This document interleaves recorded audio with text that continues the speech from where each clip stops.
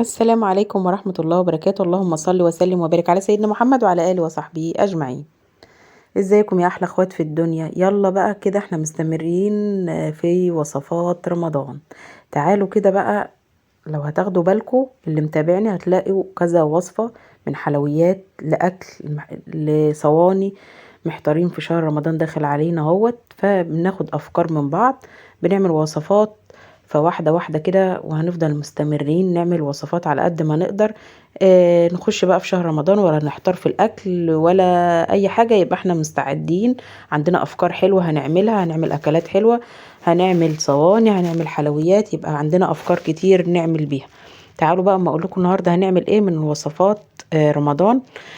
وطبعا انتوا عارفين الكفتة والحاجات ديت بتبقى حلوة قوي قوي في شهر رمضان وفي الايام برضو العادية، بس في شهر رمضان اكتر. جبت لكم بقى صينية رمضان كده نصبع عليها بقى الكفتة، عشان افكركم كده ايه واديكم اجواء كده رمضانية وروايح حلوة كده لشهر الخير.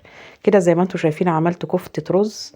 كفتة رز ديت عملناها مع بعض، بس هقول لكم تاني على المقادير بعمل ايه. لو حطيت كيلو رز بتحط نص لحمة، لو حطيت 2 رز يبقى كيلو لحمة. وبرضو على حسب ما انت بتحبي، كل ما بتزودي في اللحمة بيكون احسن، بس انا بقول لكم المقادير اللي هي كالمعتاد او المقادير اللي احنا نقدر نعملها.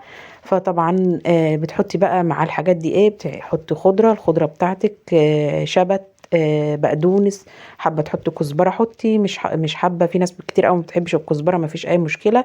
وطبعا زي ما انتم شايفين معايا الكفته خضراء، لان انا حاطه خضره كتير قوي قوي. خضره الشتاء حلوه قوي قوي يا جماعه. حاولي على قد ما تقدري خزاني خضره، عشان بيجي فيه وقت ما بيبقاش فيه خضره بالطريقه اللي احنا بنستخدمها في الشتاء.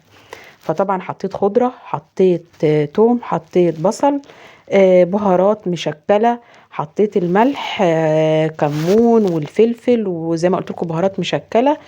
وحطيت مكعب من المرق عشان يطعم لي الكفتة، مع بقى اللحمة مع الحاجات ديت، فبتظبط لك الدنيا. وطبعا بتغسلي الرز قبلها بنص ساعة، نص ساعة، وتنقعيه شوية. وبعد كده بتصفي المية وتحطي كل الخليط على بعضه وبتعمليه في المفرمة. لو انت عندك مفرمة في البيت تقدر ان هي تعمل الكفتة الرز، مفيش اي مشكلة.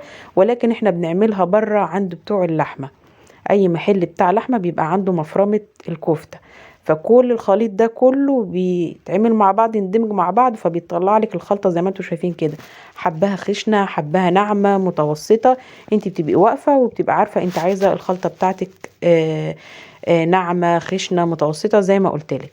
كده خلاص احنا عملنا اهو. وجبت بقى الكفته كده، فعملتها صبعتها، فعشان ايديكي برضو ما تلزقش فبحط حبه زيت في طبق وعوز ايديا كده.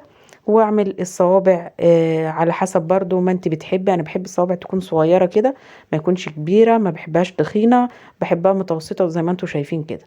واعملي بقى على حسب ما انت عايز. حطيت بقى طاسه على النار، خليت الزيت سخن كويس. وبعد كده بقى نزلت بعمل زي ما انتم شايفين اهوت. اخلص الصينيه واحطها في الطاسه وارجع اعمل غيرها لحد ما خلصت الكميه طبعا. وعملت صلصه الطماطم. صلصه الطماطم حطيت مكعب كبير من السمنه، حطيت بصلتين كبار مفرومين، بسيبهم كده لحد ما لونهم يصفر كده. وبعد كده بنزل عليهم بالطماطم.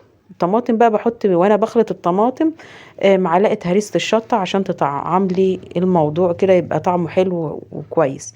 فبعمل ايه برضو زي ما قلت لكم، البهار بتاعي ديت قبل ما الصلصه تخش على التسبيكه. اول ما الصلصه بتاعتي خلاص هتتسبك، فبنزل بالبهارات بقى. بتحط كل البهارات اللي انت عايزاها.